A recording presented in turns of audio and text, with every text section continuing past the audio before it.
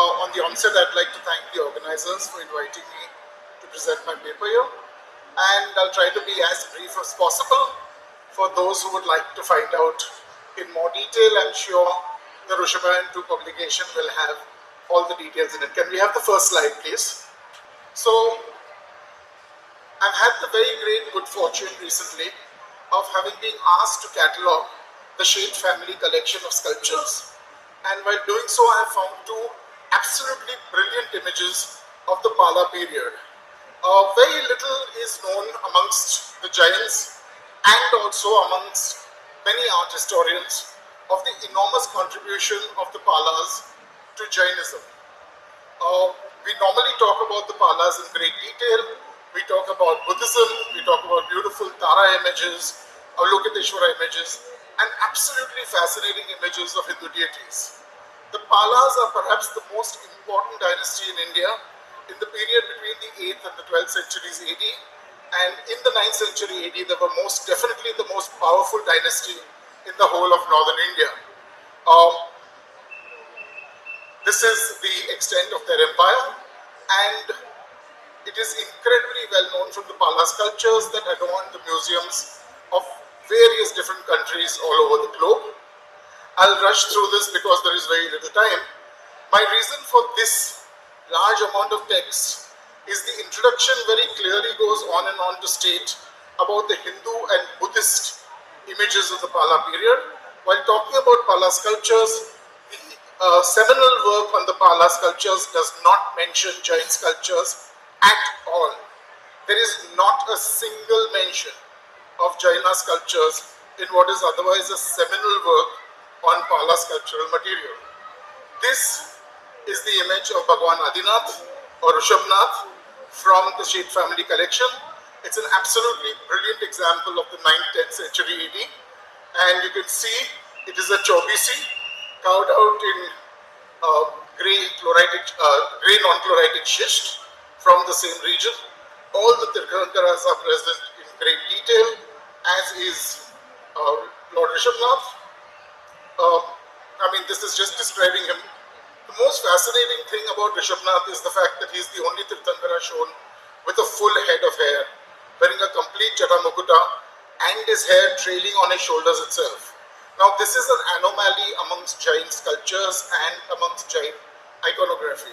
It is very clear in Jain iconography that all the Tirthankaras have shorn heads. They have no hair on their heads. Only the Ushnish stands out thanks to the removal of the hair. So then why does Rushabnath have hair?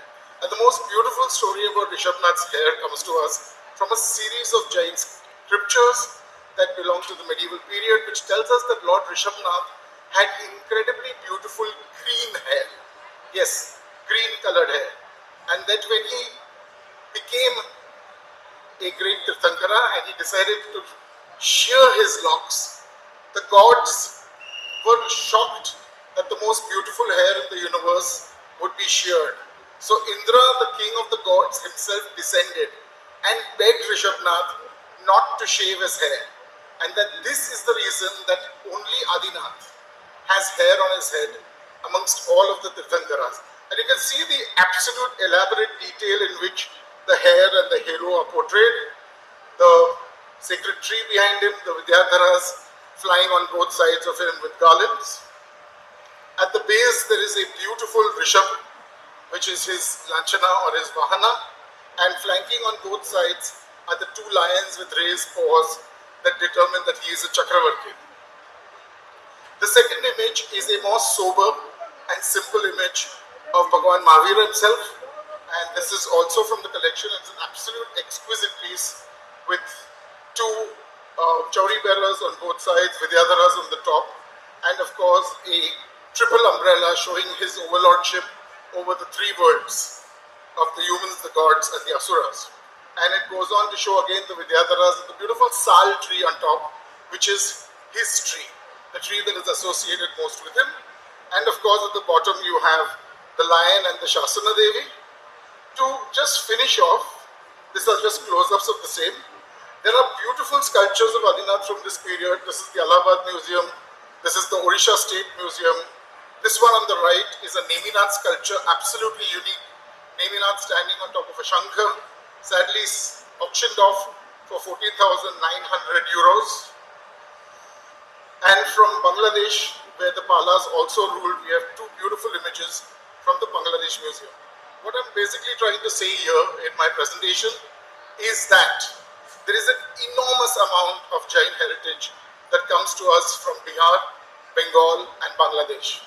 This heritage is seldom looked at and is completely ignored, not just sadly by most scholars, but even by most Jains. And I request the Rushabhayan organizers to make this change and to bring about a radical change by looking into the Jain heritage of this area. Thank you very much.